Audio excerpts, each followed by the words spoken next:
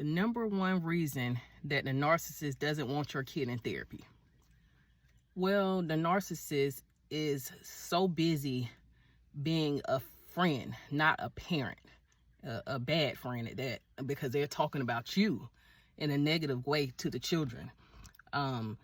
They are making the children pick a side, which is, family court is so against that, right? They always tell you, never talk bad about the other parent. Never tell the kid about adult conversations. Never talk to them about child support. Never, y'all just need to work together. Y'all just need to, well, this is exactly what the narcissist is doing.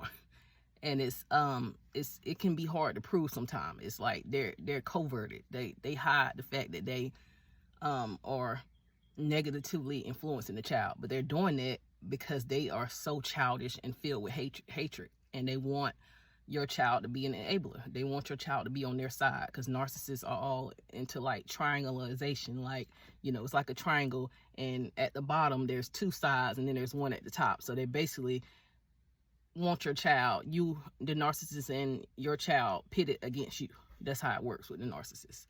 They are all about having people on their side and pitted against another person. It's like bullying. So they don't want your child in therapy because this is the stuff that they're doing to your child. They don't want your child to talk. They don't want your child to get help. They want to make it seem like you're the problem. And they don't want these little ones, especially the little ones that are not there yet.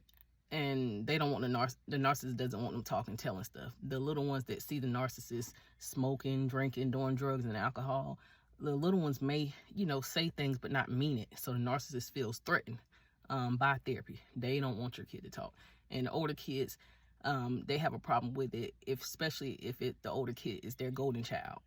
Even if you got one kid with a narcissist, that still could be the narcissist's golden child if the kid is, you know, siding with the narcissist. So the narcissists don't want you to talk to their golden child because they want to be everything. They're jealous. They don't want a counselor getting inside the kid's mind and working with them. And the narcissist wants to be your kid's counselor, therapist. They want your kid to talk to them about all the problems that they have at your house, even though it may even really be no problems like that. But the narcissist just likes things to be that way. They want your child telling them everything, so they don't want your kid in therapy at all. They want to play therapists. They want to play like they're problem solvers, but we all know they're not. We know they're the one creating all the conflict and the craziness. So that is pretty interesting. I'll never forget when I went to the courthouse, this one dad was outside in the hallway, and he was just talking to me. He was like, I don't want my daughter in therapy. She wants her to go to therapy. I don't want her to therapy. And I was just, it just didn't feel right. It's like, how can a therapist hurt? Like, what is a therapist going to do to your child? I mean, this is a lot for your kid to go through. Divorce, separation, different households, and all that stuff. It's a lot. Like, how could it hurt? Therapists, if anything, it can change. It can change your kid's life, you know.